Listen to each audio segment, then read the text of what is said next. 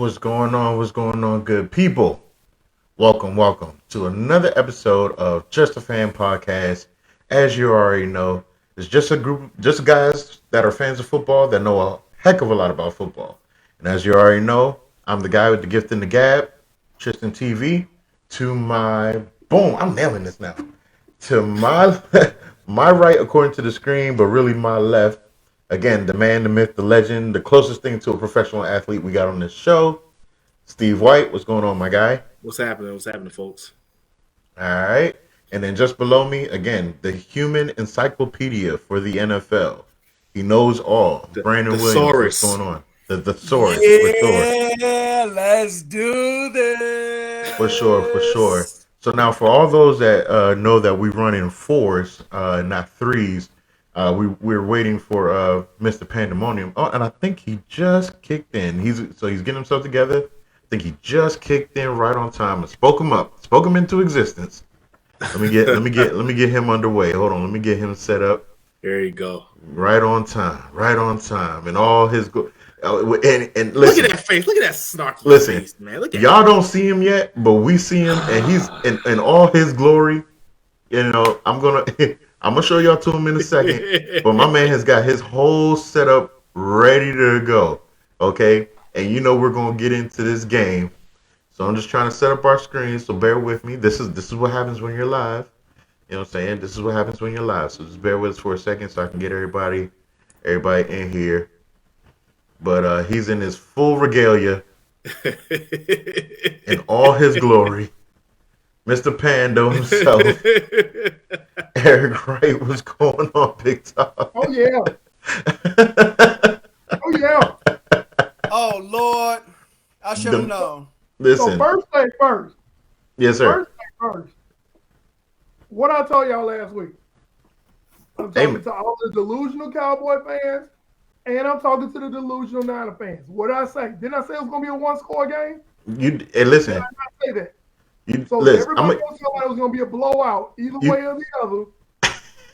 Listen, I can speak I'm for going to learn to listen to me. I need you to say, Eric's right. Wait. That's what I'm saying. Listen, before you fuss at us, Eric. Listen, we weren't the ones. Okay, we weren't the ones. I know when y'all. I ain't got nothing but love for y'all. I'm talking about everybody else. Oh, we don't blow the Niners out like we did Washington and Philly. You got Niner fans, bang bang Niner game. We better go in there and burn Jerry World down. No, we not. Hey, listen. Now we were all talking and watching this game simultaneously, and bless you. And I think everybody knew for sure when this game was happening and we're watching this all unfold, all the craziness that was taking place throughout the game. One thing we all agreed on was that Eric was going to have his time to talk his trash for all the Cowboy people, the Cowboy delusional fans that are out there. Unlike our guys, Brandon and Steve, who have football sense. I have a laundry list of things to talk about. Well, after Eric has his thoughts, I'm going in hard on somebody, so it might be two. Oh, hey man, listen, it's. So let me go first. Let's go ahead and get right into it, man. Cowboys one and done once again in the playoffs. I don't have a whole lot to say. I called one and done, unless we were to play the Eagles, which obviously we didn't play. Excuse me. Ever since that Denver game, I was like, oh, we're capable of crapping the bed. And then the KC game came, the Raiders game, of course, the Cardinals game. So we're playing the playoff game against the Niners. Mm-hmm. I'm like, okay. Niners are better than all these teams that I just mentioned. And then I just see us not taking every drive serious.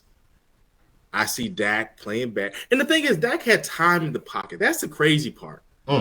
I can't say, oh, he didn't have his left tackle. He didn't have his right guard.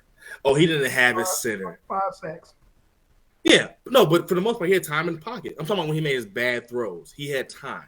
And then I just see him throwing bad pass, first touchdown score with 5 minutes left in the second quarter. I'm like, there's no way we can win this game with this kind of offensive performance. I won't get to the clock stuff in the fourth quarter. I'll let Brandon do that. But Dak, man, he plays bad in big pressure games, and he plays bad when we don't run the ball or even try to run the ball enough with Pollard. That's all I gotta say, man. Disappointing. Nothing new, but I thought we'd do better than what we did. Me. Pick me. Go ahead. Man, Eric, man, you sound like a kindergarten ready to answer the hardest question that no one else in the classroom knows. It ain't a hard question, but I'm about to answer. Yeah, I know you about to answer it. First thing first. Michael Parsons needs to shut up. Okay? Because all he did was get a 49ers bulletin board material. Talking about, well, I'm from such and we bully the bullies and the hey man, y'all ain't bullied nobody all year. Okay? That's first thing. Now, first thing, let me preface it with this. Michael Parsons is a phenomenal player. He deserves Defensive Rookie of the Year. And that's my analyst hat right there. But boy, you still a rookie. Sit your tail down and shut up and play. That's all you need to do. Because, and you don't have the clips, but there are many. I went back and watched the game. There are many plays where he got his chain snatched. Okay, and he got slapped upside the head. Secondly, no, Steve, don't be the homer. Don't be that guy.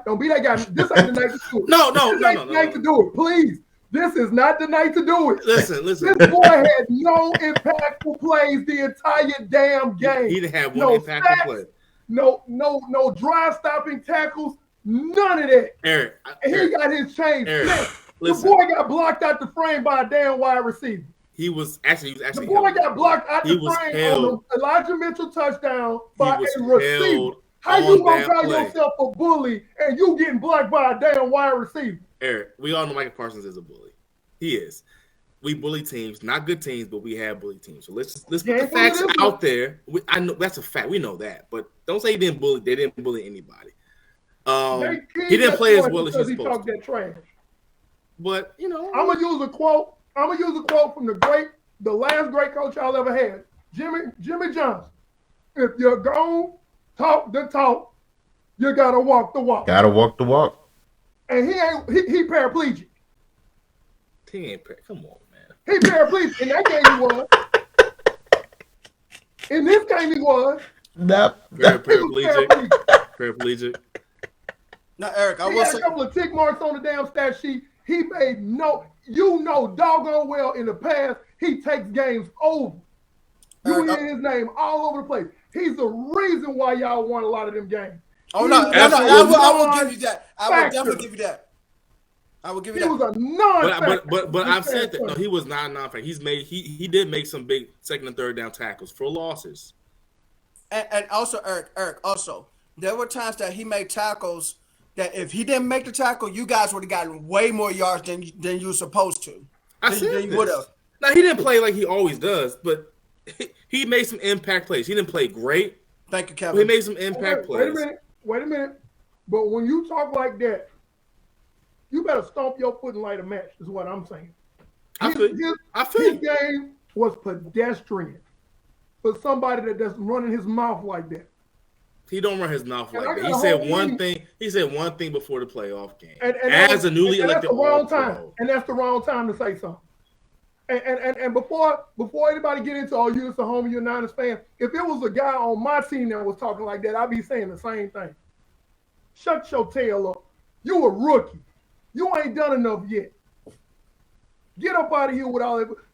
Walk the walk. Don't talk the talk.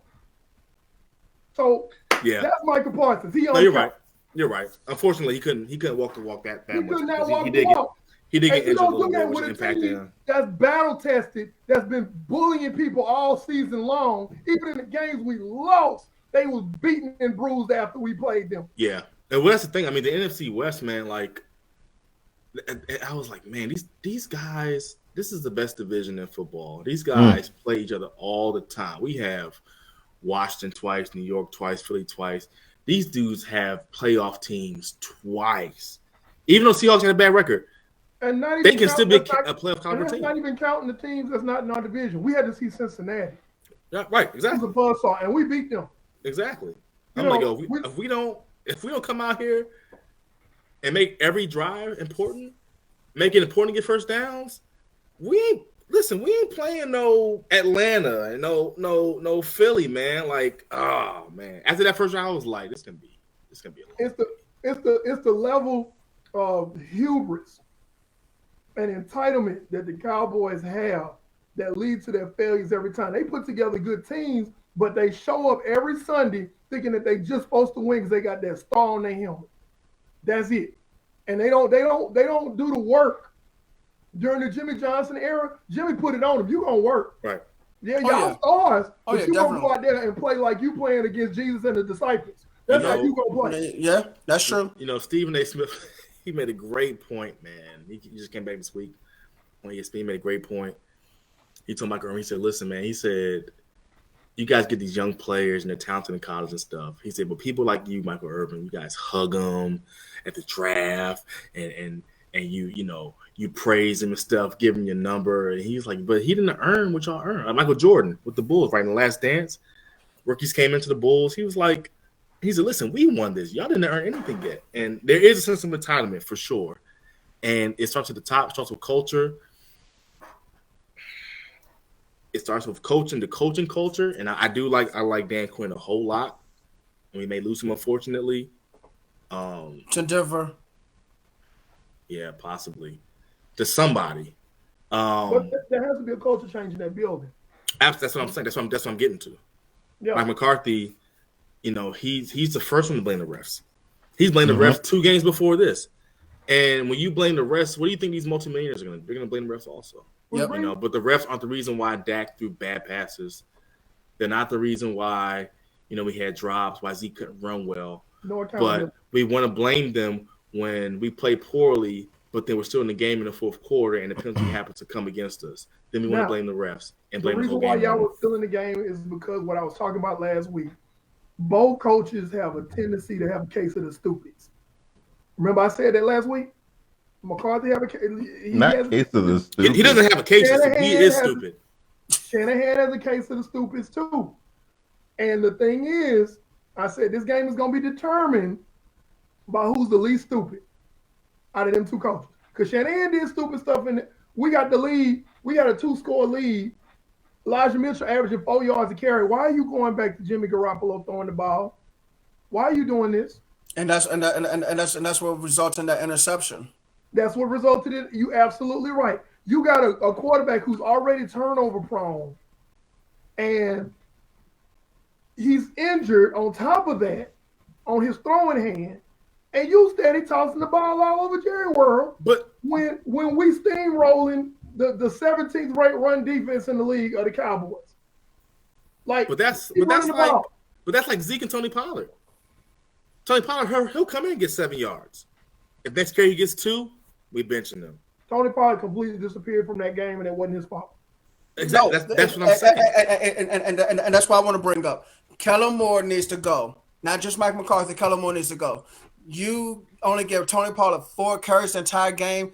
Zeke is playing with a partially torn PCL. Why is Zeke playing with a partially torn PCL? We have Tony. He ain't got no PCL tour. He's just bad. He's just bad now. He's not injured. Stop that. Announce injury after we lose. Whatever. They say nothing. First 18 weeks. Tony could have played. What's Steve talking about? Corey Clement could have played, and Edo Smith could have played. Those could have been 3 running backs, and Zeke could have sat down. But this is the thing. If you're that great of an offensive coordinator, you've had some good games, all these creative plays, the most yards, whatever. You score your first touchdown with 4 minutes left in the first half, and San Fran isn't even the best defense out there. But we played this poorly. We played worse against Denver. Listen, y'all want him? Teams, as your head coach, you can have him. You can have him. I'll pull my Madden playbook. Y'all need to hire me as the offensive coordinator. My custom playbook. Okay, so first thing first, I want to go ahead and point out a fact that y'all probably forgot about. But San Francisco is a top 10 defense in passing and rushing before that game and now. Okay, so wasn't no pushover. D'Amico Ryan, that's why D'Amico Ryan is interviewing for a head coaching job after 1 year of being a coordinator. Because basically we have had there are only two real stars on our defense, and that is Nick Bosa and Fred Warner. Fred Warner. Yep. Everybody else is middle of the road players. They not trash. They not great. They middle of the road players. They're higher than middle of the road players. They just don't have big names. No, they middle of the road. Now the only person I can say is borderline Pro Bowl will probably be Jimmy Ward, the safety, free safety. But after that, it's middle of the road players. Oh, but about Mosley, Tristan, you were talking about yesterday, Sunday when we were watching the game. Who is number 4? I said that's Emmanuel Mosley. He's undrafted. Who's your other linebacker next to Fred Warner? Drake Greenlaw, 5th rounder. He's pretty good, right? Azeez Al-Shaair is number 51, undrafted. But isn't you said Drake Greenlaw? Isn't he pretty good? He's pretty decent, but he ain't no Fred Warner. No. I'm not saying Fred Warner. Nobody's Fred Warner. No. I'm just saying he's pretty good though. He's better than middle of the road, don't you think? No, he got some more to prove to me in order for me to crown him. Okay, that's fine. Okay. And you know, I'm a staunch 49er fan, but I am also a highly critical 49er fan. Okay. And if you ain't doing it, I'm gonna say you ain't doing it. I got you. You know.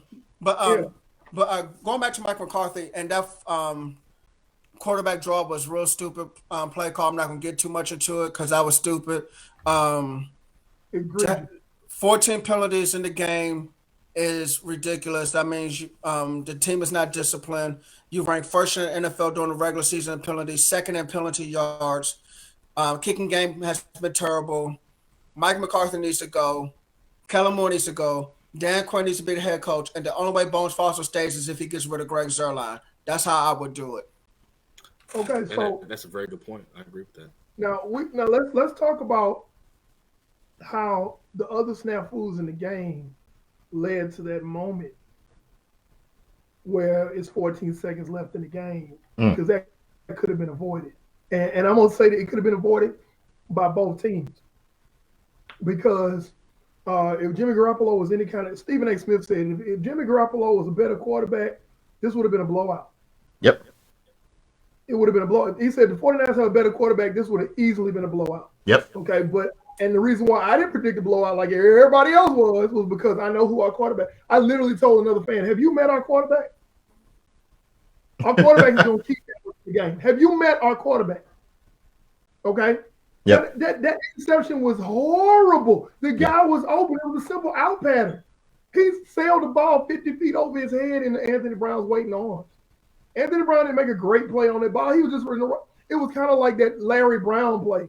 I don't know. They might be cousins. That Larry Brown play in the Super Bowl where Neil O'Donnell, like when you see the ball getting thrown, Brown was the only guy in the screen. Yeah. There was not a stealer receiver anywhere. That's kind of how bad that interception was that Jimmy Garoppolo threw. It's like, oh my God, where are you throwing that? And then he misses Brandon Ayuk, who literally breaks Trayvon Diggs' ankle on that out and up. And Jimmy overthrows him. Nobody's behind him. Nobody's behind Brandon Ayuk. Oh man, that could have easily been a touchdown. Yeah, that was a touchdown that he just flat out missed. Jimmy Garoppolo kept this game close. But what about if he doesn't do that? Then the 14-second quarterback draw doesn't even happen because, you're down by 2 scores. And on the flip side, the dumb stuff that Mike McCarthy did put y'all in that situation. No, not Mike. Dak also. Remember the deep pass to Cedric Wilson in double coverage? Oh, my God. Your safety drop? Yeah. I'm like, what? Yeah, Jimmy Ward dropped that.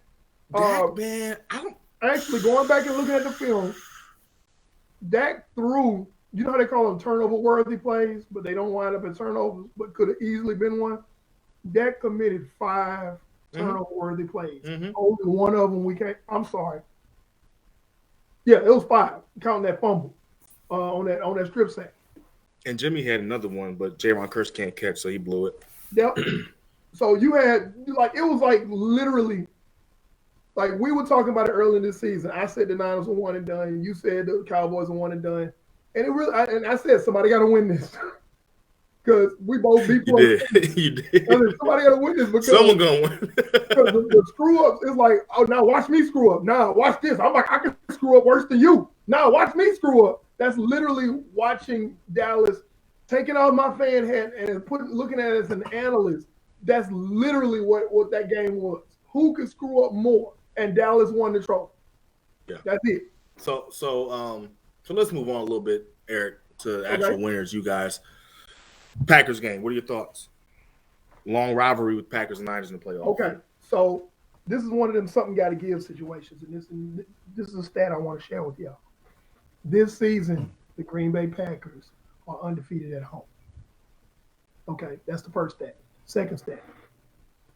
Aaron Rodgers is 0-3 in the playoffs against the 49ers. So this should be very interesting.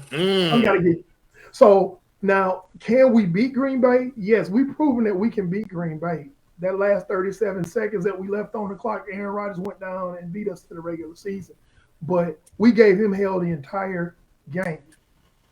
So for 59 minutes and 23 seconds, we gave him hell. Okay, so can we beat Green Bay? Yeah, I believe so.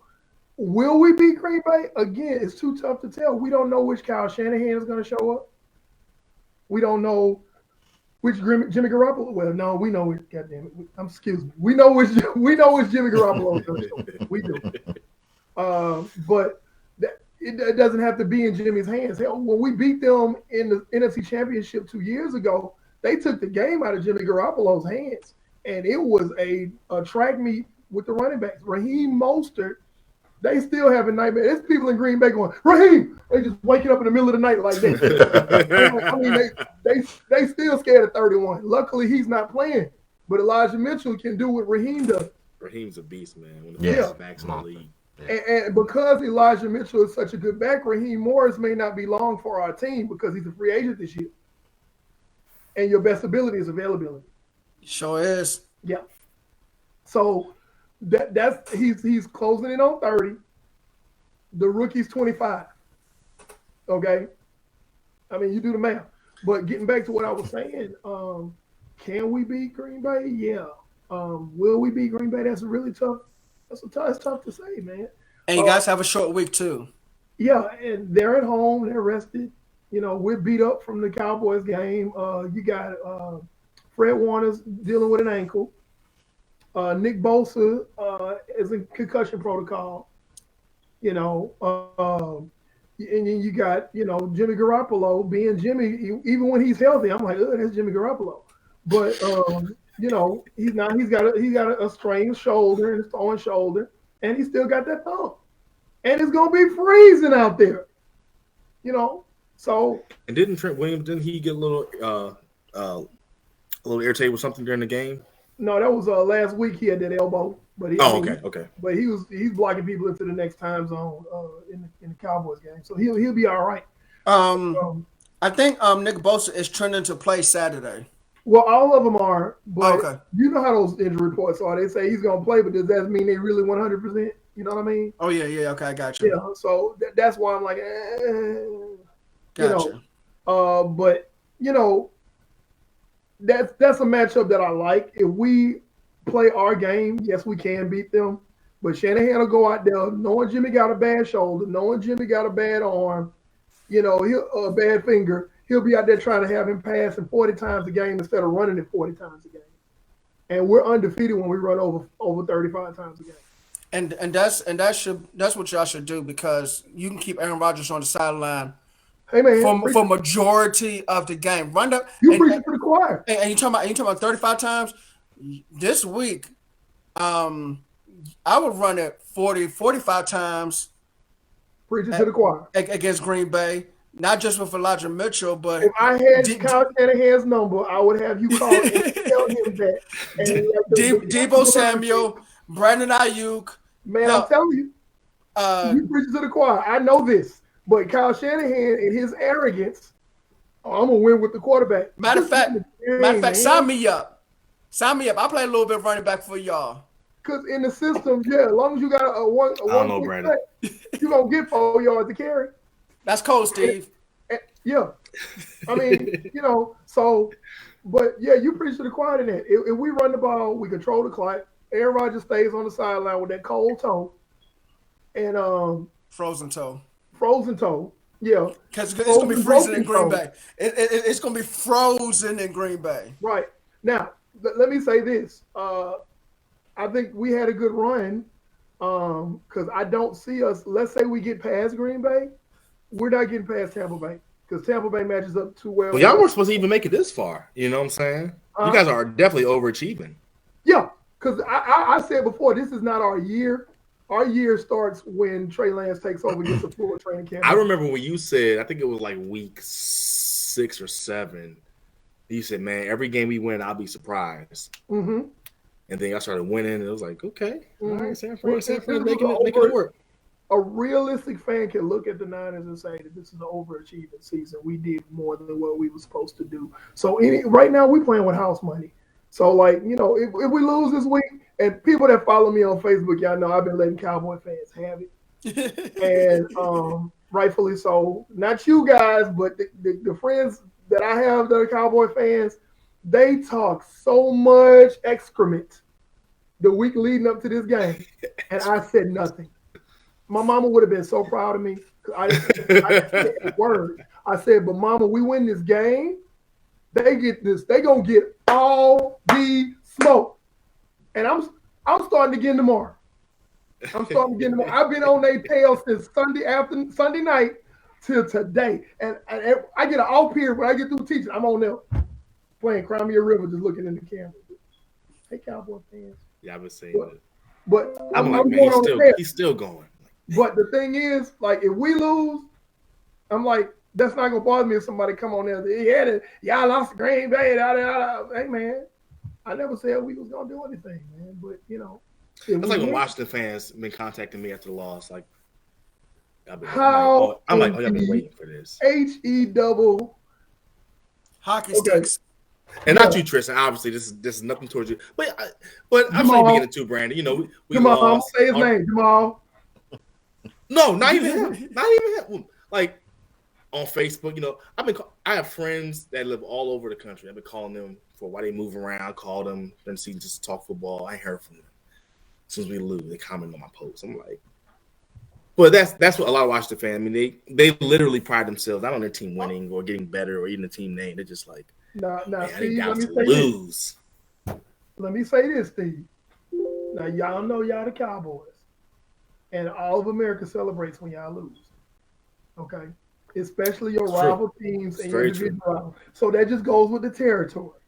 Yeah, but if we sweep you and you're not even close, and there's not even a light of you being better than us next year, no offense. I get it. That's my disclaimer. I get it. But I'm gonna tell you what, and this is my first time actually saying it on the air. You gentlemen are what I refer to as 5%ers. Brandon, Steve, you're 5%ers. That's the 5% of the Cowboy fan base that are sensible and realize what they're looking at. And they're not braggadocious and obnoxious. And it's like, you have a realistic outlook on your team. And I appreciate that. That's why I don't mess with the 5%. My song that I did on TikTok, thank you for being a man. You took that L the best way you can. You knew that. I did it on Betty White's birthday. Yes, he did. Yes, he did. But I appreciate y'all. We can have a discourse. We can actually talk realistic and really have an intellectual conversation about it. Now, there's 95% of that fan base that everybody hates because every year is y'all year.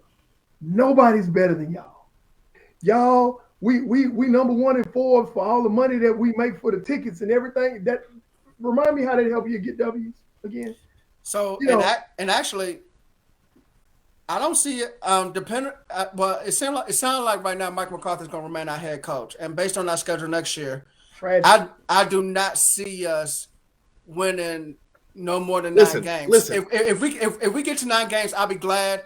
I know Steve said 7 one time, but I'll be glad if we get to 9 wins this coming season. I didn't say 7. I didn't say 7 for 7 team. But let me say this, and I know we got to move on soon. Go ahead.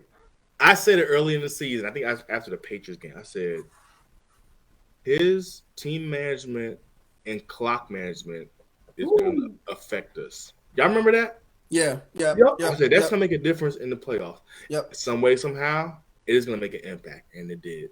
Now, mind you, it didn't. It shouldn't have came to that, but it did. So Sure did. I think we should move on to other playoff scenarios, man. 'Cause we have a good round coming up. Yeah, we do. We got Bengals and Titans.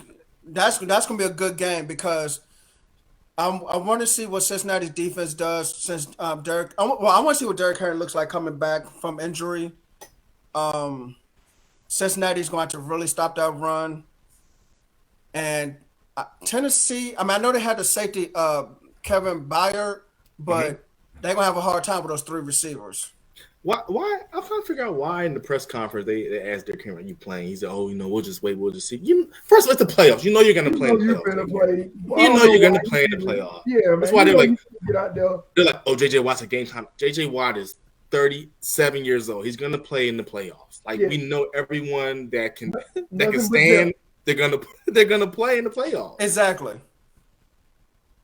So in that game, I actually have the Bengals over the Titans, and it's going to be a close one. But I think the Bengals. Now, granted, y'all, I forgot to tell y'all. For those of y'all who are watching, I was 1, 2, 3, 4, 5, 6-0 in my picks last week. But it gets tougher because the teams get better this round of the playoffs. So I got the Bengals winning over the Titans by maybe a score. Because I don't know if as good as the Titans defense is, I don't think they can match up with it. If Joe Burrow has time, my God. Oh my God. It's a wrap. Put flames out. Yeah, It's a wrap. Oh man. They are we were talking about it off the air, but we're witnessing a power shift in the AFC North. The Bengals look like they're really staking their claim on the Iron Throne. Because you got Roethlisberger retiring, and you talking about replacing it with Mason Rudolph, bro. Mason Rudolph. Wait, what did Mason say? Tristan shared something I think earlier. Yes, he did. He shared that Pittsburgh's going to start Mason Rudolph in 2022 regular season, and he's not trying to step. They're not trying to step on Big Ben's toes. And being like, I don't care. I'm going to the house.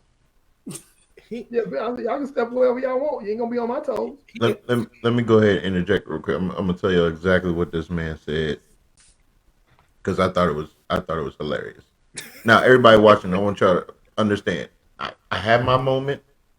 I had my moment last week. I have been a choir boy here today. I've been silent. I've been calm.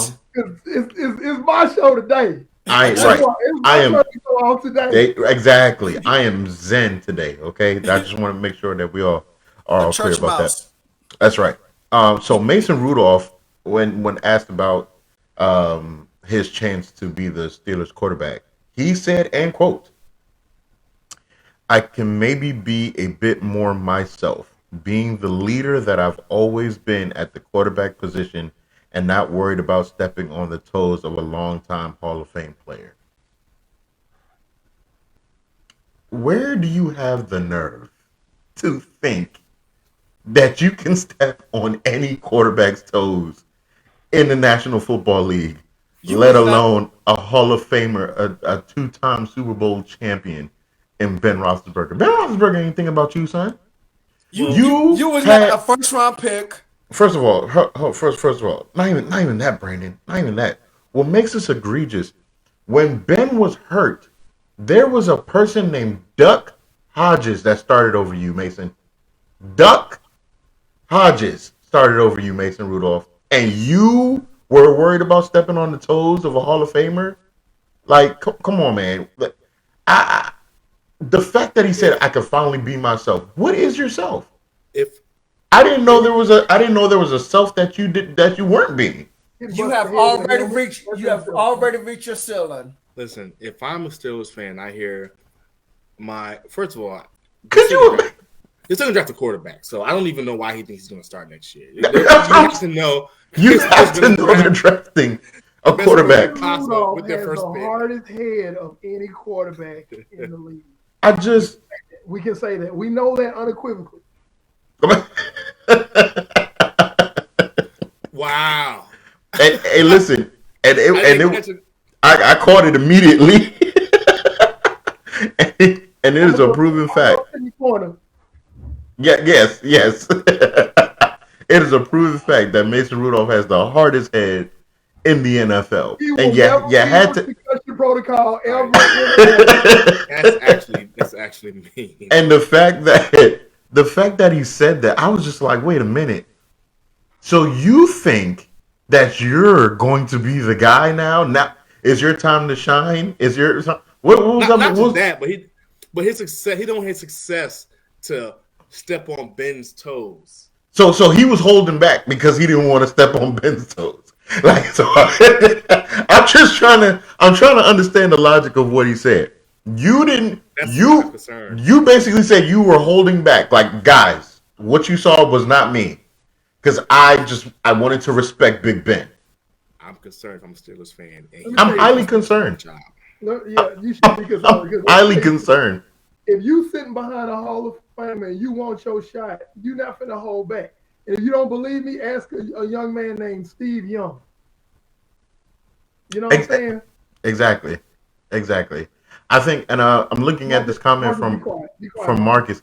So I'm assuming Marcus. I think Marcus is predicating to what was said earlier about there's a shift in the division with the Bengals being the Kings. But Marcus, and this is the thing, and I spoke to other Ravens fans about this. Here's the thing. I understand that you guys were riddled with injuries this year. I totally get that. From training camp on, you were dealing with injuries.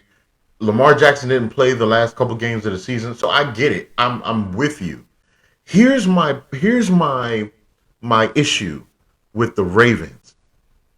Even when healthy, at some point your offense has to evolve to another place. Thank you. It cannot stay. It can't be Lamar or bust. And I think that's the problem that Raven fans are not understanding. And I'm sure Baloo, once you say Raven, Baloo's not too far behind. But the issue that I'm having is the fact that when I watched the games, even when y'all were at full strength, it was still Lamar or bust. If Lamar didn't make that certain play, if he didn't make that certain magic happen, it was touch and go whether you were going to win the game. There's so many other things that y'all got to do as a team, offensively and defensively. Y'all just kind of getting by. So I feel like the Ravens have a lot more holes and a lot more question marks going into next season than they think. It's not just the fact that you got injuries. Because looking at the Bengals, and we talked about this off air before, when you look at the Bengals, what do you need in today's NFL in order to be a successful team? You need a dynamic quarterback. You need a stud receiver. Playmakers. Reliable tight end. A play caller, and an all-purpose running back. That's what you need in order to really succeed in the NFL. The Bengals have that set in stone, and they're all young. They're like that's 24. It's just like, what answer do you have? They can beat you in any myriad of ways. So when I'm looking at this coming draft, and we'll get into the draft as the weeks come and we get into the combine and stuff, so we can talk in detail. When I look at the draft this year, it's not about the skill players. It's really about the guys in the trenches. So you're talking about a Bengals team that can literally benefit from this draft more than any other draft they've had because all their skill players are set. In place. So if you're telling me all I gotta do is just make sure my offensive line, which can get done in this draft, and then all I have to do is just add a couple pieces on the defense because the defense isn't bad, so I can get a couple studs defensively. Yep. So I think that's the part that Ravens fans aren't understanding. There was a window that the Ravens had, and that window has been closed. Well, listen. I really do believe that. I said this about 3 years ago. I'm gonna blame the Ravens' lack of success on Greg Roman and their personnel. And this is why I'm saying that, because when Lamar Jackson's playing and the style that they're currently playing, they always do enough to win enough games to make the playoffs. But as you can see, when he went out, and Huntley is not a bad quarterback, but you can see there's no creativity. He actually passed pretty well, but receivers couldn't get separation. They didn't invest in their run game like that, so they're going to lose games because their identity is putting on Lamar's shoulders. But when he's not playing, they can't produce yardage. But not just that, when they're in the playoffs with Lamar, you're going against the best teams in the AFC that are ready for that, whose ends can keep containment and be disciplined and watch that scramble. And because Greg Roman's not creative enough, they're stopping you guys from getting first down. And that's what has happened every single year. Like it's been a cycle when they do make the playoffs. Yep. And the thing is with you talking about the Ravens, is like the Ravens will be back on top next year. That's not guaranteed, man. Based on everything that you guys just said, there's still since Ozzie Newsome has left the organization, they do not draft as well as they used to. They really haven't. The mystique of the Ravens defense is not what it used to be anymore. Nope. When they lost Matt Judon, I'm like, hey, they got problems now. Well, you know what? Well, guess what? Hey, Eric, you talking about losing Matt Judon? Let's add on to that. They are expected to lose nose tackle Brandon Williams. Not me, of course. They expected to lose. Really? Right. They might call you to go play nose tackle and get bad enough. Let me tell you something. They expected to lose interior defensive lineman Calais Campbell. They expected to lose cornerback Jimmy Smith, and they expected to lose Fernell McPhee. So they're losing 4 guys on defense on top of losing Matt Judon last year, which I think their defense take a step back. And they've already taken several steps back from what they used to. And they're going to take some more. Yeah. Because you're losing 3 guys in the front 7 and another that corner. used to be the thing in Baltimore where you basically, we didn't went way off the rails. We talking about the games, but I'm going to say this and we're going to leave it alone, go on. But, the thing with Baltimore, play defense, run the ball. Yep. Play defense, run the ball. Yep. Okay, you can still run the ball, but where's the defense? Because if the defense can't make a stop and they get a little bit behind, now you trying to make Lamar Jackson drop back and pass, and you down by 2-3 scores. And last point, real talk. Yeah. We talking about down to the wire. You look at the Lions game and the Raiders game. Those could have easily been 2 more L's. Yep. So you dealing with that, and then now you don't have a complement of receivers like that. Like, I don't think the Bengals are worried about if they get down by a couple of scores because they're so dynamic. Jamar Chase is ignorant. And then you got 2 other guys that could possibly be number 1 receivers on another team. There are several teams in the NFL they could be number 1. Eric. And they're not. And it's like Jamar Chase is the man. And Jamar Chase, Offensive Rookie of the Year. What do you think, Eric? Him or Mac Jones? What do you think, Eric? Man, come on. No, hey, Steve. Actually, you know what? Hey, Steve. Steve, let me say something about that. Mac Jones, to me, is not even in second place. You know who I got in second place behind Jamar Chase? Who's that? Kyle Pitts. Kyle Pitts is Man, I gotta look at Kyle. I don't watch no Falcons, man. I gotta look at Kyle Pitts' numbers. Ain't nobody talking about Kyle Pitts. Ain't nobody talking about the Falcons. Ain't nobody talking about the Falcons. It doesn't matter. Kyle Pitts is the second tight end in NFL history to go over 1,000 yards as a rookie. First of all, Kyle Pitts is not a tight end. Kyle Pitts is an oversized wide receiver. He ain't no tight end. You ain't never going. You never gonna see his hand in the dirt. You ain't never gonna see his hand in the dirt trying to block somebody. I haven't seen Kyle Pitts dominate somebody at the point of attack. You ain't, and you never will. You never will. He getting all the targets. Brandon, as a Cowboys fan, that's like imagine Jason Witten playing with Patrick Creighton and Sam Hurd at receiver. Oh God, he can be the only target and get 1,500 yards receiving. Because especially once Calvin Ridley decided he's gonna bow out, he became the man in Atlanta. That's why they not in the playoffs. Because You can't. No, So you can't. No, no. I'm looking at his numbers right now. So he had 68 receptions for 1,000 yards, average 15 yards a catch, and only had one touchdown. Wait, he only got his own once. Okay, then put him. Brandon, come on, man. Okay. My bad. Put him in third place, still in front of Mac Jones, but behind Jalen Waddle. Come on, Okay. man. Come on with the Mac Jones, man. Come on, stop. Actually, move It's back. It's Mac Jones, man. No. Stop. Mac Jones is behind Jamar Chase. I know you don't want to admit it.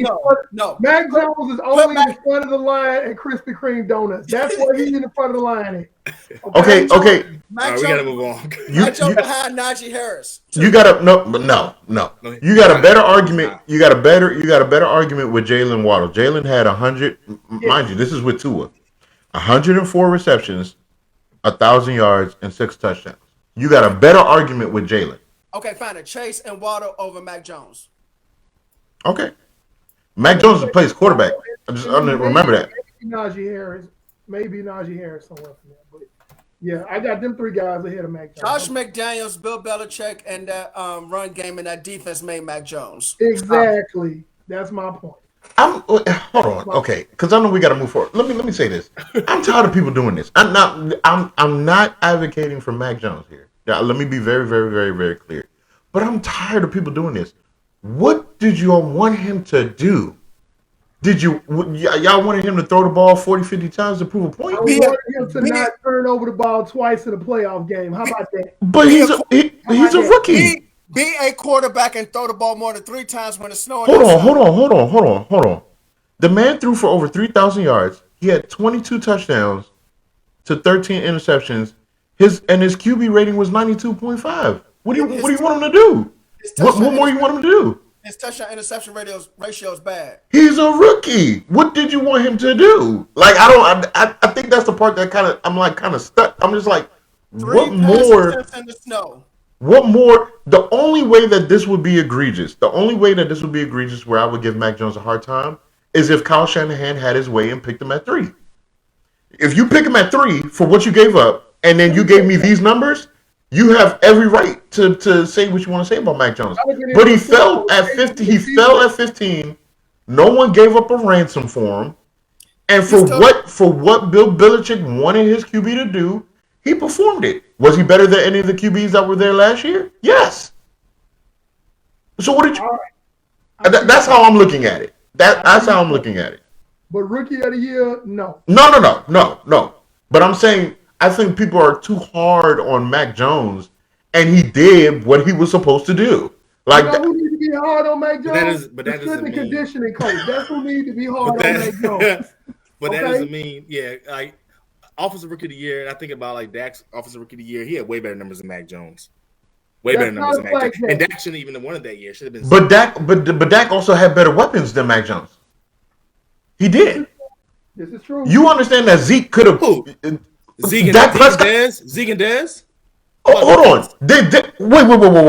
Whoa, Steve. How many yards did Zeke rush that rookie year? I'm saying Zeke and Dez, yes. Actually, Dez was not even Dez in 2016 like he was in 2014. Oh, wait. The offensive line that y'all had and Zeke running the football,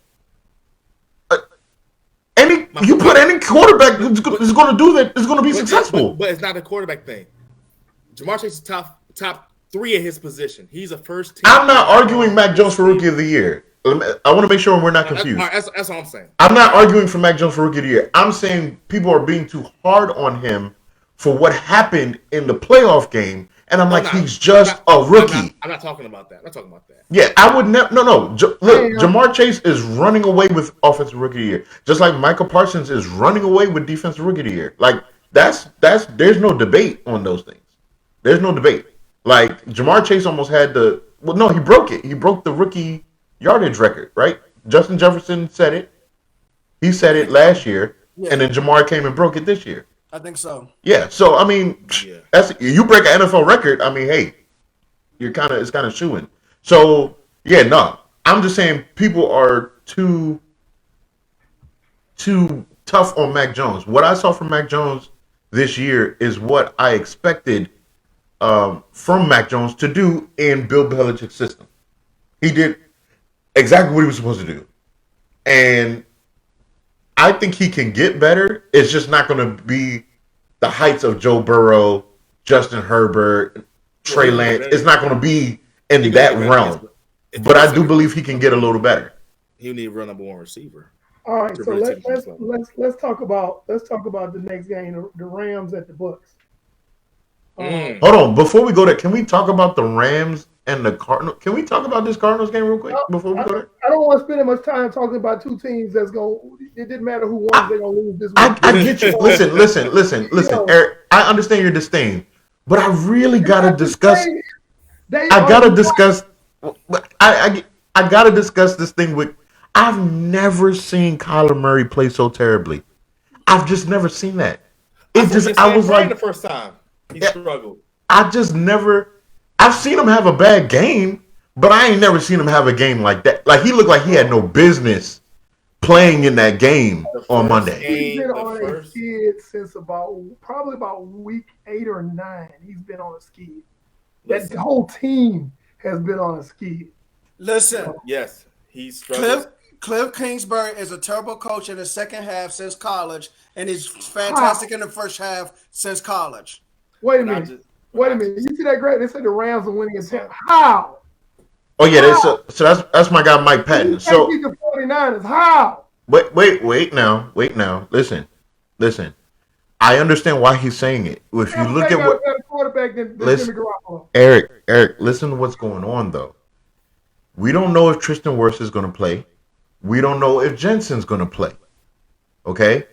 That alone, when you got Von Miller on the other side, Aaron Donald on the other side, Lloyd on the other side, and your two tackles are not playing. Y'all saw what happened with Patrick Mahomes in the Super Bowl. Best right tackle in the game. Is the best right tackle in football. Time out. Jensen, I thought Jensen was a center, not a tackle. No, they had to move him over the tackle. They had to move him over the tackle when Tristan Wirfs got hurt, and then Jensen got hurt. Okay. So y'all saw what happened to Patrick Mahomes when he didn't have his tackles. Okay. So that's what I'm saying. So him saying the Rams could possibly win this game is very much true. But that's saying if those guys are hurt. If those guys are healthy, they dog walking the Rams, man. Now, dog walking them. Now, Trisha. Hey, Trisha. I'm gonna listen to Eric. Hey, Trisha. Now, here's where I can argue with that. Yes, Sean McVay decided to run the ball against the Cardinals, but you're not gonna be able to run the ball against Tampa Bay. Yeah. And the Rams, and I keep saying this, and Eric is gonna back me up when I say it, the offensive line is trash, and you know Todd Bowles in this blitz game. The Rams have wet toilet paper for an offensive line. Thank you. Okay, not to mention that they mentally soft, and I'm telling you. Hey, look, don't be surprised. Are bullies with a good quarterback. Don't be surprised if Matthew Stafford throws 2 interceptions or interception and a fumble. And I didn't even go into how Matt Stafford love to get the ball away. He might as well have on a red suit with white fur on it and have 8 reindeer instead of linemen. Okay? I giving gifts.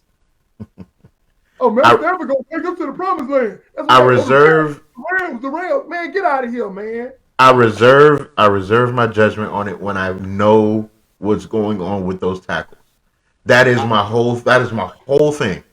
And if he don't have them, you're not about to tell me that. I'm not even guaranteeing a win for the Rams. But I'm saying I'm just not going to be shocked if they do. That's fair. I'm gonna say this: if Tampa Bay does not have those linemen playing, I can see the Rams win. Now I don't agree with this. This comment right here. The Rams are not more physical than Tampa. They're not more physical than Tampa. No, I will not agree. Listen, nowhere near. Mike, I promise you, if the Rams win, Mike, I promise you I'll invite you on the show. I promise you I'll bring you on. Because there's no way I'm saying that the Rams are more physical than Tampa Bay. I would not do that at all. I will not agree with that. The Rams ran back there all season long. That's not physical. The most physical person they have is Aaron Donald. That's their enforcer for the entire team. That is it. I give him Jalen and Jalen Ramsey is a dog. That is it.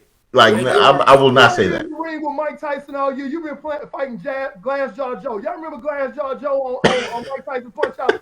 You've been doing that type of stuff. And then when you get in the ring with somebody, no, damn a ring. When you get in the octagon, you getting laid down. You tapping out. And that's coming from a Niners fan. Listen, I'm gonna have to listen to Eric because the Tampa Eagles game, I thought Philly would do a better job. Eric, I gotta listen to him, man, because he was right about that one. As far as I'm concerned, he knows the Rams. Didn't I tell you I thought the season started? The Rams are soft. He said it. He knows the Rams better than I do. He watches them a lot more than I do because Rams have no offensive line. I've been saying it for the last couple of years. Ever since the Rams lost the Super Bowl to New England, they did not replace the left guard. They did not replace the center. The only thing they got is that left tackle that's older than not you, Eric, but he's older than everybody on the show. He's a beast, though. He is a beast. He is a beast, but they don't have. But other 4 offensive linemen, you might as well put us out there. Well, he's definitely getting up there. I think he's one of the older players in the playoffs, other than Brady. Yeah. So he's definitely getting up there. He's 40. 42. He's like 40. 41, 42. He's 40. Okay. Yeah. So, but no. The physicality. No. I won't say that. I won't agree with that. Tampa's front four alone is in the physicality. Exactly. As a Niner fan, I actually hope the Rams do win the game. That's going to make the 49ers path to the Super Bowl a whole lot easier. It would. It would. I tell that. It really would. Past Green Bay, you know what's going to happen. Do y'all understand that? You might as well tuck your chain in like Smokey did. Do you understand that if somehow the 49ers get to the NFC Championship game, like Eric is going to be insufferable. I just want y'all to just prepare yourselves. Hey, look, no. Hey, Trishan, don't let San Francisco win the Super Bowl this year. I'm not getting on the show. Listen, listen. We just gonna start the show and just let Eric solo. If they win the Super Bowl, we just gonna let him run. Just let him run it. It'd be the Eric show. Yeah, just let him run it. Now, look. Realistically, we're not prepared just yet. Okay, so the future is really bright. We're overachieving right now. But Oh, and he's an actual 49ers fan, Eric. No, wait a minute. But I said it, Eric. Eric, man, Eric humbly hedges his bet. Y'all realize that? No, that's being realistic. No, I know, but you like, I don't know, man. We may do all right. Then they win. I'm gonna pick the Cowboys to win this weekend. I didn't pick them to win. No, he picked the 49ers. He did pick the 49ers. I'm saying, as you said, he was like, I don't know, man. We got a lot of good work on, and they win, and then week by week. We have a lot of issues, and a lot of them include injuries, and a lot of them include quarterback. So I am gonna say this again. Deebo Samuel is we ain't seen it. I understand the multi-talented athletes on the field that we've seen in the past. Some people, I had some people try to put Cordero Patterson's name in the mix. I don't say that. But it ain't like Deebo, man. If Deebo wanted to play running back for a season, Deebo's going for over 1,000 yards. Listen, rushing. Deebo is what Cordero Patterson thinks he is. He thinks he is, yes. And what the Falcons and these teams think Cordero think that he is. Deebo, yes. I can't compare Deebo to anybody, to be completely honest. Like you literally, I can't. Eric said it. Like there's not. I really hope they change change his label next year. Like when it's like Deebo Samuel, football player. Like that's it. Don't put him in a box. Just football player. Whatever you need him to do, that's what he's going to do. They asked him in the press conference, what position would you say you play? He said, I play wide back. Yeah. So that's what he said. That's his work. It makes sense. But Cordero Patterson would be a great backup to Deebo Samuel if he played on the 49ers because he can do a lot of the things. That's true. Okay, now Mike, we finally agree on something. Mike is a 49ers fan. Yeah. But you can't be both. Cordero, no. Rams fan and a 49ers fan. You can't. Cordero can't do what Deebo. I don't think he's a Rams fan. I think he just thinks that they're going to win. But he's a 49ers fan. Okay. So, but yeah, when they came out with that boom box and Deebo coming out there like, but yeah, Patterson I would like to have Patterson on the team just in case Deebo pull a hammy and can't play for a couple weeks.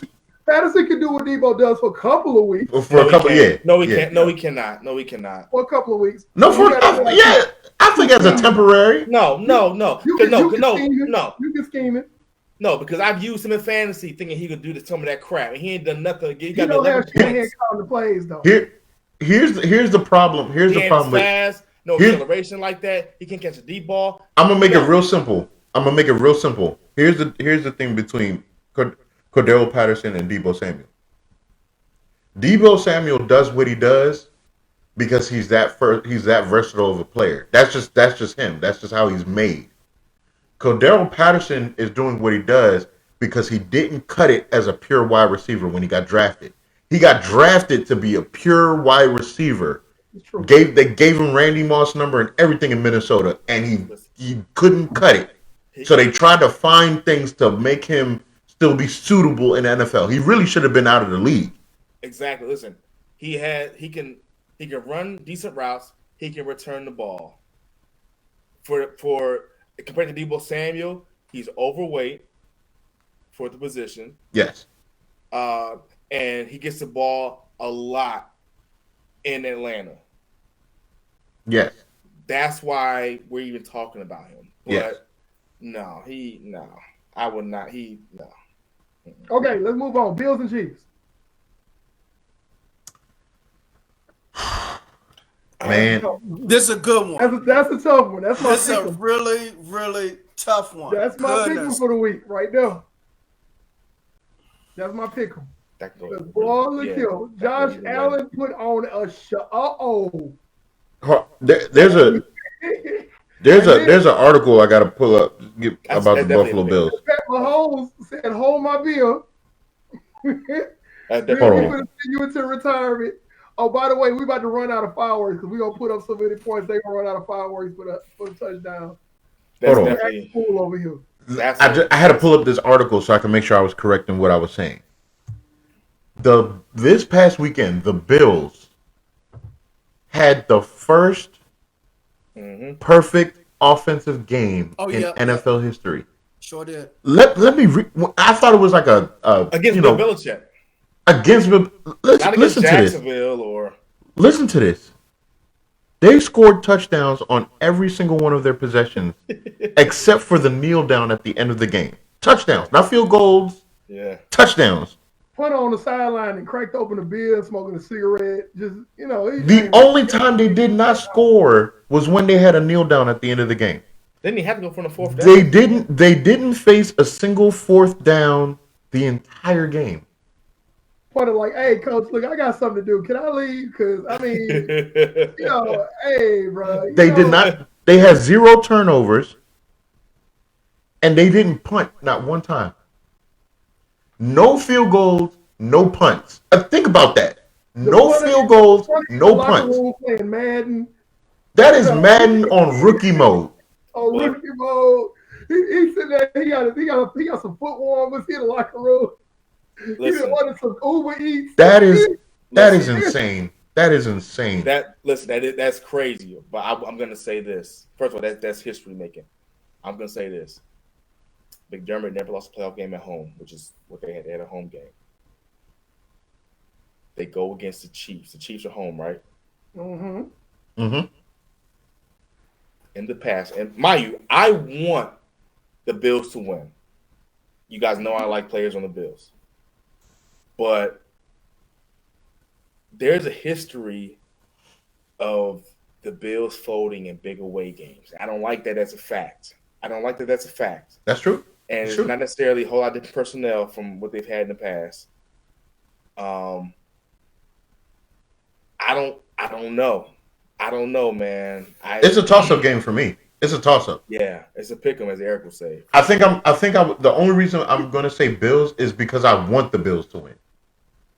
That's all I got. I'd like to see the Bills win too. I want the Bills to win. I would love it, man. But I want the Bills to win the game. They've been here the past 2 seasons, 2 before this one. They had Stephon last year for the first year, and then they went to the second round again last year. And they've been on the road, and they've been struggling on the road in playoffs, man. I don't know what it is. I don't know what it is either. But it could be different because I'm telling you, from the second half of the season on, Josh Allen, something clicked and was like, all right, I'm here now. Y'all got to reckon with me for like the next decade. Y'all got to deal with me. Something just turned on. Something turned on in his head, and it was like, you got to deal with me. Yeah, well, it wasn't the second half.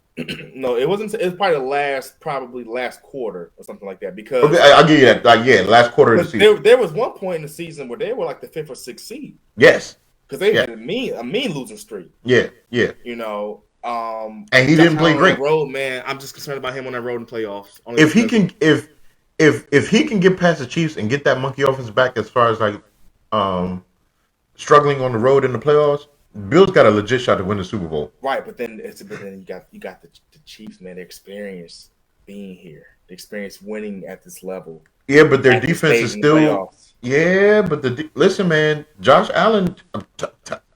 There's no answer. I know. There's no answer for him, yo. But you talking about who locked in the second half of the season? What about Pat Mahomes, who me and you spoke about, locked in from week 8 on? I understand that, but I feel like there's just no answer for Josh Allen when he make up in his mind what he's going to do.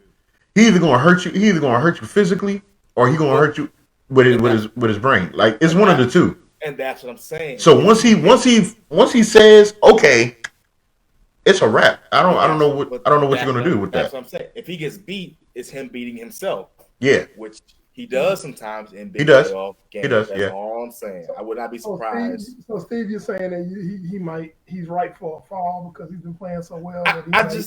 If he doesn't perform well or if he loses, I wouldn't be surprised. Again, I really want the Bills to win this game. I want them to win. Again. And I live in Midwest territory. I want the Bills to win. I want to see Stephon Diggs get to another conference championship game. Yep. You know what I'm saying? But if they happen to not win, it'll kind of be what the pattern has been for the Bills in this situation. I agree. But I'm gonna say Bills because I want them to win. I'm gonna say Bills. I don't really care. The worst thing that I can see for a Super Bowl is if we get a repeat Super Bowl. That for me. I don't want to see Chiefs versus Bucks again. I just don't. I don't want to see that again. I just don't. There's a lot of people who would, but I don't want to see that again. I just don't. Yeah, Eric, because you want to see Niners, Eric, because you guys are still in it, because you guys want to playoff. I wouldn't even mind seeing. I wouldn't even mind seeing the Bucks. I just don't want to see the Bucks versus Chiefs. I don't want to see that. I don't want to see the Bucks, but here's the thing. This is the scary part about it. We match up well with Green Bay. Yes. So we can beat Green Bay. Y'all can beat Green Bay. But we do not match up well against the Bucks. So I don't see us beating the Bucks. We may not make it past Green Bay. But if Green Bay beats us, I don't see Green Bay matching up well against the Bucks, honestly. I can see the Bucks going back. And then, the Bills are probably the only – well, I'm going to tell you what. Let me back up. Because let's say the Chiefs beat the Bills, right? Mm-hmm. Okay. And let's say the Bengals beat the Titans. Mm-hmm. You're going to be watching the Kansas City relays in the AFC Championship. Because it's going to be the Bengals. It's just a shootout. Yep. It's going to be – It's going to be NASCAR, that joint. It's going to be 157 to 148. That's going to be the final score. And they're going to break all kind of, that's a good point, Mike, that the Bills are missing their corner, Tre'Davious White. But they've been missing him. But they ain't deal with the Chiefs. That's the thing. They've been missing them, but they ain't dealing with Tyreek Hill, Harmon, Travis. Let me say this, and because there's a lot of the same personnel as the Chiefs 2 years ago when they played the Niners. The Niners pretty much they didn't shut them down, but they contained the Chiefs' passing game, and we didn't have a great secondary. It was just but that's also when they're. But I think your defense, Nick Bosa alone is better than the entire Bills' defensive line. So I don't. Well, yeah, I can't. Yeah, that's how I feel. I agree. Nick Bosa is a wrecker. If Nick Bosa out there, you golden. Like I got you, but they got some players too. Exactly. It's not dismissing the Bills, But Nick Bosa is just that tier. You know what I'm saying? And I'm still pissed off he didn't make even second team All-Pro. How you Like, got 15 it's disrespectful. It's disrespectful. 15 and a half sacks. It's disrespectful. Second team All-Pro? I looked at the All-Pro and I was shocked that I didn't see his name. And I was like, wait a minute. I said, who else in the NFC was more warranted than Nick Bosa? And then, wait a minute. Now, devil's advocate can say this. The second half of the Cowboys game, Nick Bosa didn't play, and we were still getting pressure and sacks on Dak Prescott. So somebody arguing against the point of not making All-Pro will say, well, he wasn't even in the Cowboys game, and the defensive line was still eating. Yeah, but even Tyron Smith said he played a bad game. He admitted that he played a bad game. Yeah, he pissed down his leg. But, I mean – Kellen Moore caught a play with 4 curls in the same play. But anyways. No, Bills defense. That's Scott Linehan stuff. The Bills defense, man, they have Jordan Poyer, they have Micah Hyde, they have it's a great defense. Like they have it's a great defense. They got some Poyer and Hyde are the truth at safety. Yeah. That tandem. Oh my goodness. Yeah. Because they not only are really good ball hawks and physical players, but their football IQ is really high. And they tackle well. They tackle. They can get other guys lined up. Hey, they about to run this. Get your butt over here. All right, look for this. You know, good leadership on that defense, man. Very good leadership. Very good leadership. That Michael Hyde interception over the weekend was impressive. Man, Green Bay should have never let Micah Hyde walk. Never. He should have never. I remember when that happened. I said, so we got to replace him. There's nothing on Savage and who's the other guy? Adrian Amos. Yeah, there's nothing against. There's nothing against them. But man, look, it's just a different. It's levels, man. It's levels. It's levels. Micah Hyde was the truth. So, but so I got the Bills over the Chiefs in an upset. I could be wrong, but that's my pick'em game. I got the Bucks over the Rams easily. That's probably the easiest pick. If I had a lock of the week, it'd be Bucks over Rams. And then Bengals and Titans, I got Bengals because unless King Henry is back to form, because you can keep Joe Burrow and the receivers on the sideline pounding the ball with King Henry. Yeah, the Bengals defense is soft in the middle. Right, and let's not forget about Dante Foreman, who can come in and spell him. Because Dante Foreman did an admirable job while Henry was out. Mm-hmm. So, you mix those two in, you got to, man, it's just a. But then also, do you think, I'm just being the devil's advocate here, do you think that the Titans defense can contain Mixon and Chase and Higgins and Boyd and Zoma? Nope. Now, the Titans have a very good run defense, but I don't know about that pass defense holding it down. They would have to get a lot of pressure on Burrow. That's what I'm saying. And Burrow's mobile. And Burrow can move around. So you have to get him off the spot and make him throw some crazy, like really ignorant throws to try to, what are you doing type throws. It's the same feeling that I had with the Raiders. It just ain't enough firepower to keep up. It just ain't enough. Yeah. It just ain't enough. Tennessee Vrabel is going to have to make the Bengals play his game. Yeah. Derrick Henry's going to have to show out. And Derrick Henry's going to have to show out. We don't know what form he's going to be in. Yeah, they're going to dog walk the Titans if the Titans try to play the Bengals game. Now, so Mike said that Derrick Henry had a good practice today. They said there was no sign of a limp, no nothing. He said he cut and did everything that he normally would do. So yeah, if he played, well, more likely he's going to play. But but they weren't allowed to tackle him in practice, I'm sure. That's So we're gonna see if he's in form. When them live rounds start flying, Kevin Byard and the pass rushers, they have that's gonna be the fact that they have going to have to get after Joe Burrow before he can get to those receivers. Yeah. So they have Mike covers his team, so he knows it in detail. He covers his team. This is correct. I don't disagree with any of that. I don't disagree with any of that because they have a very good pass rush, and if they can get Burrow off the spot or force him to make them "what the hell are you doing" throws, then they got a shot. But they have Bud Dupree too. Huh? Don't they have Bud Dupree? Is he in Tennessee? Yeah, I believe. Is he injured or is he good? I think he got hurt. Can't recall. I can't remember. But yeah, he's part of that pass rush, and they can get after a quarterback. And the best way to beat the Bengals is to get Burrow off the spot and make him make those "what the hell are you doing" throws. Because if he has time, if he can sit back there and make a sandwich, use a rotary phone and a phone call to get a long distance call, if he's back there doing that, then cancel Christmas. Okay, Santa don't even need to leave the North Pole. Okay, so that's gotta, you gotta get after Burrow. That's gonna be the key to the Titans winning. Get after Burrow and then pound the ball and control the clock. That's what's gotta happen. Hell, basically what the Titans have to do to the Bengals is what the Niners have to do to the Packers. The exact same formula. That's the keys to victory for both those games, for those teams. Because if you let them have time and if you let them get loose with those receivers, because I didn't talk about it, but Aaron Rodgers, same thing. He's starting to develop chemistry with more than just Devontae Adams now. He's starting to get chemistry with those other guys. Beforehand, it was like, okay, we're going to roll coverage to Devontae Adams and dare Aaron Rodgers to beat us with the other guys, and it usually didn't happen. Well, that's changed a lot. So that's an X factor. But same thing, going back to Titans and Bengals, you got to get Burrow off the spot and keep him from getting that ball from those other guys. AJ Brown, okay, that's possible. It's possible.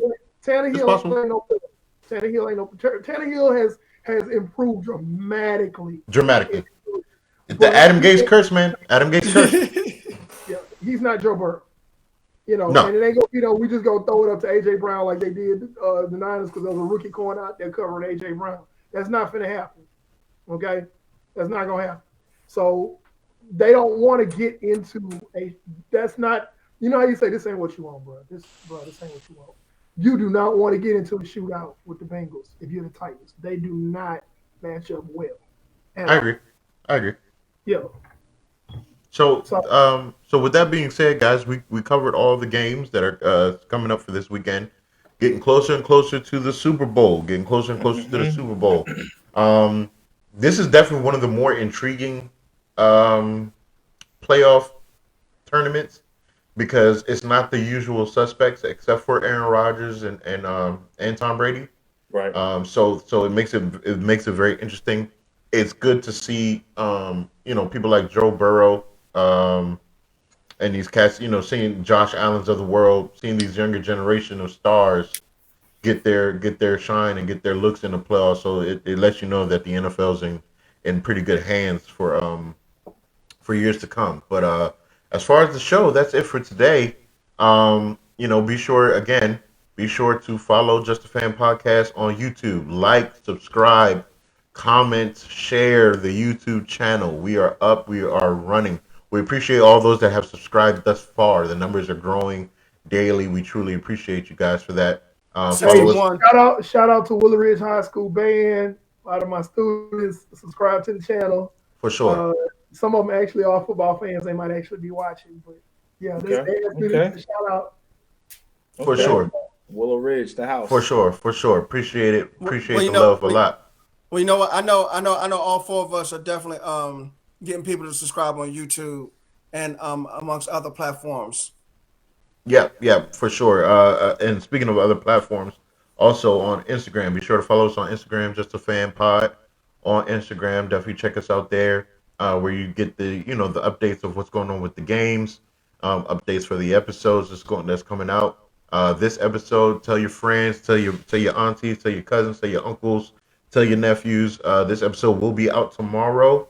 We'll be on YouTube tomorrow, as well as on all streaming podcast platforms. So wherever you listen to your podcast, be sure to just search Just a Fan Podcast. You'll see our beautiful faces up, and you will see this episode tomorrow afternoon. I'll say tomorrow afternoon. So with that being said, if anybody else got something else to say before we sign out, speak now, forever hold your peace. Everybody's cool? Everybody's cool. All right. We'll holler at y'all next week, man.